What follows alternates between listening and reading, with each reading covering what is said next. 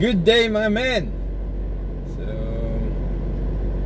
ngayong araw men, sinuspindi yung klase dito sa area ng Pasig. So walang pasok yung mga chikiting. So since medyo makulimlim ang kaulapan natin sa araw na ito, so and gusto ko kayo na bigyan ng magandang coverage, magandang video. No? Gagawa tayo ngayon DIY ng mga bracket ng ating cellphone. So wala pa tayong action cam, so gamitin natin ang ating cellphone. Alright, so titingnan natin kung magiging effective yung ating DIY ng mga bracket. So na pwede ikabit sa motor, pwede mo kabit sa katawan mo, sa ulo mo, baba mo. Ayun mga men, para makapag-video tayo, lalo na pag umaandar, mas maganda yung nakikita nyo yung kalsada. Umaandar tayo, so mapapalo nyo ako pag nangangamote ako sa kalsada. Mabait naman ako sa kalsada, man. So ayun, i-maximize natin, gawin natin productive yung araw na to. And kayo din, kung meron kayong gustong gawin, wag nyo nang magpatumpik-tumpik pa. Gawin mo na, kasi at the end of the day, marirealize mo na, oh, may sense of fulfillment ka na, diba? At least may nagawa ka ngayon araw na to. Hindi na sayang yung araw na to. Remember, my friends, you only live once. Kaya live your life to the fullest. So yun mga men. So mamaya abangan nyo yung video ng aking DIY na tripod, monopod, bracket pad, helipad. Wala na helipad, helicopter na pala yun. So yun mga men, sana makatulong tong video na to, lalong lalo na din dun sa iba na kaparehas ko na nagsisimula pa lang mag-vlog. So yun, gawa tayo ng mga bracket. Right? So sana subaybayan nyo ang video na to at may matutunan kayo, makapulot kayo ng aral, okay, na magamit nyo sa pag video, picture, selfie, yo. So tingnan natin kung anong mga bagay ang mga pwede natin gamitin, alright, sa paggawa ng project natin. Okay, so muli, maraming salamat sa inyong pagpindot at pagbukas ng YouTube channel ko. So thank you very much. So stay tuned. Mga men, ito yung basic na kakailanganin natin. So yan, iba't ibang klaseng bracket na binigay sa atin ni Paring Bob. At yun, tools, katala, Philip, flat, screws, mga Allen, yan mga men, at yung barena.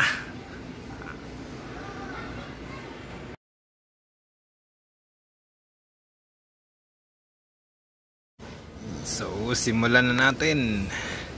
Yan, so lagyan ng Allen, yung paikutin, ang tornilyo, yan, luwagan natin. Mukhang hindi ubra yung gantong position ng camera natin. So kailangan nating baguhin. So tingnan natin kung saan ang magandang angulo para mas stable, mas wide yung angle ng video. Yan. Yan, siguraduhin na tama yung tools na gagamitin para hindi masira yung tornilyo. You're right. So yun, dagdagan natin ng bracket para medyo mas stable pa siya. So, yan mga men, kailangan lahat nakatornilyo para suwabe lang, konting alog-alog. Yeah boy. Yan, kabitan natin, kabitan.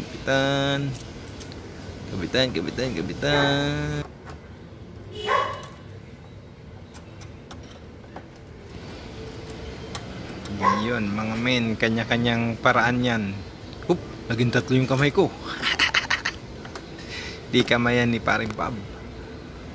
So yan, mas mainam meron ka ring makakatulong para hindi ka mahirapan, no? Mas mapapadali yung paggawa.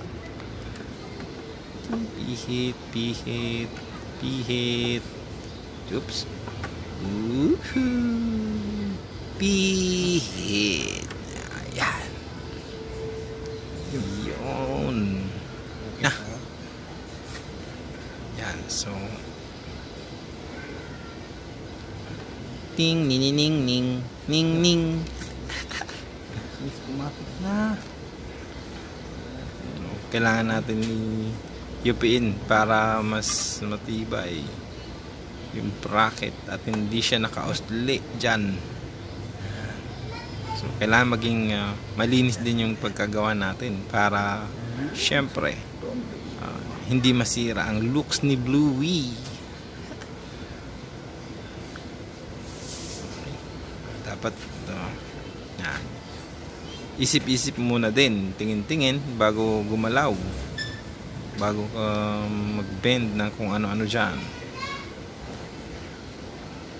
para at least clear, neat yung gawa natin.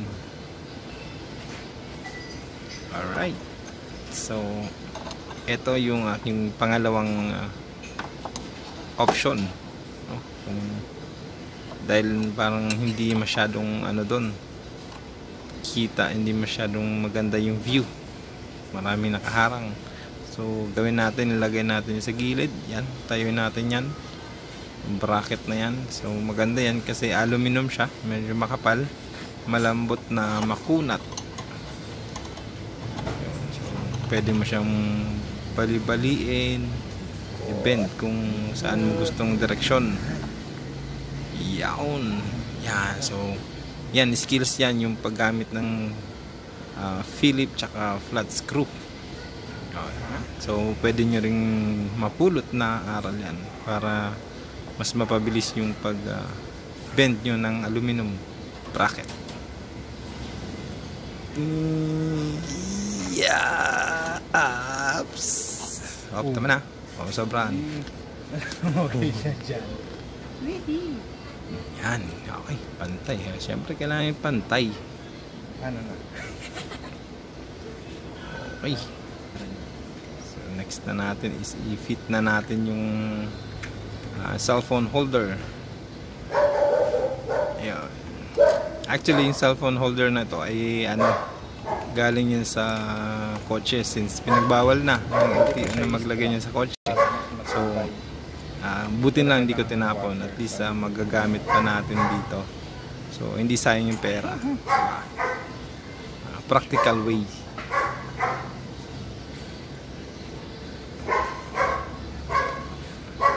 Yun. So kailangan natin ng spacer para hindi siya bumangga dun sa bracket, at may ikot natin yung adjuster. Yun. At syempre kailangan nakatornilyo. Ching, ning, ning. Yun, pit. Oops. Yan. So, kailangan secured para syempre pag tumakbo tayo, hindi malaglag, baka magkanda basag-basag. Sa aming cellphone natin, so wala na tayong pang vlog. Yan. i-secure natin yung tornilyo.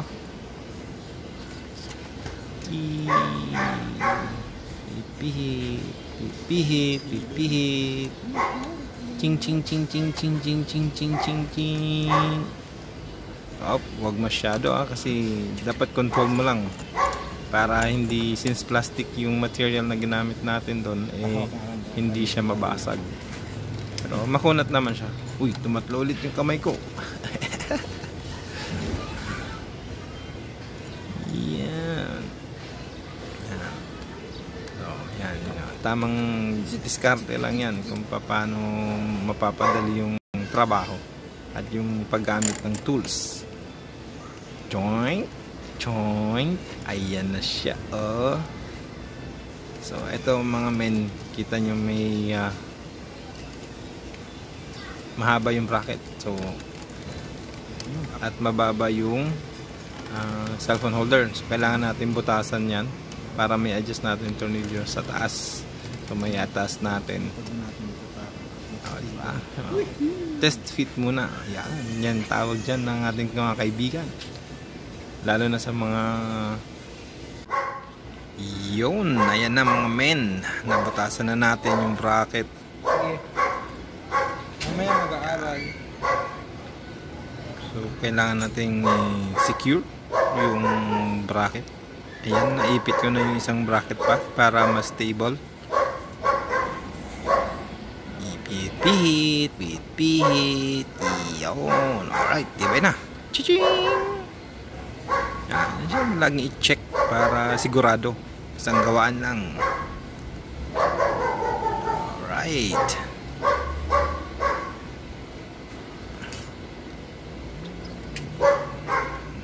Kunin na natin yung cellphone holder. Yan na! Yan, diba? Sakto na. So, tornilyo natin ulit. Pihit.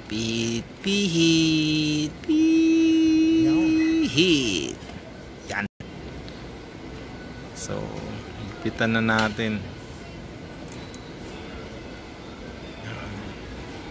Oops.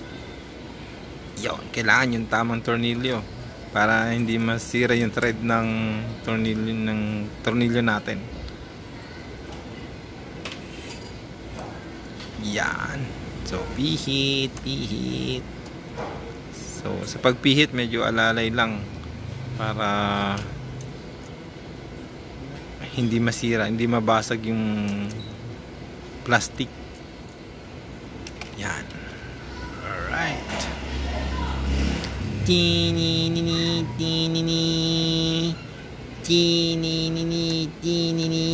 Yada.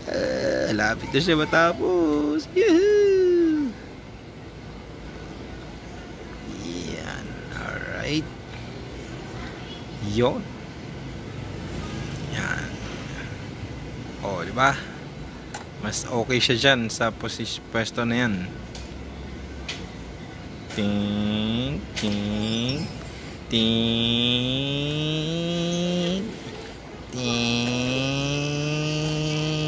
Pihit.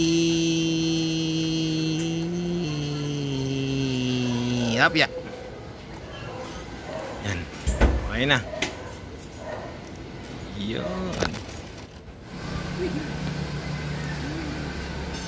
Yun, maraming salamat sa mga nanonood. I hope na may natututunan kayo sa videong ito. Yan. Kailangan din malapit sa atin yung mga gagamitin natin para hindi tayo hindi sayang yung oras at tuloy-tuloy ang paggawa.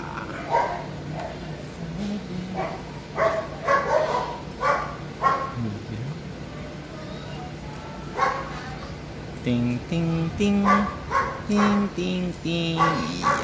Tornilyo na natin to para secured na yung isang bracket natin. Pihit.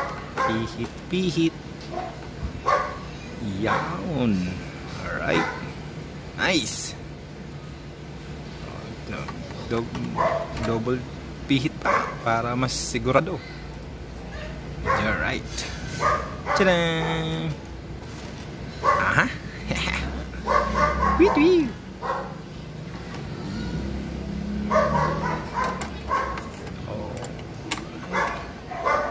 Yeah. Ayos. Nice. Tingnan siya. So nakuha na natin yung tamang height ng cellphone holder para pag kinabit na yung camera tama yung angle ng view. Yan. Ayos ba? Yeah, boy.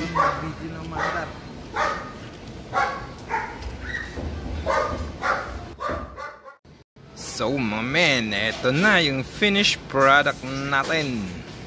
Yan, nakakabit na at may cellphone na rin na nakalagay. Yan, nice, neat, malinis tingnan, diba? Yun. Ayan, pag sa harap, oh, ganda. Ang laki ng cellphone mo. Yan mga men. Yan. So pag nakita nyo si Bluey, smile kayo kaagad kasi surely naka-VG yan. Yun. O, diba? Maganda. Malinis. Alright.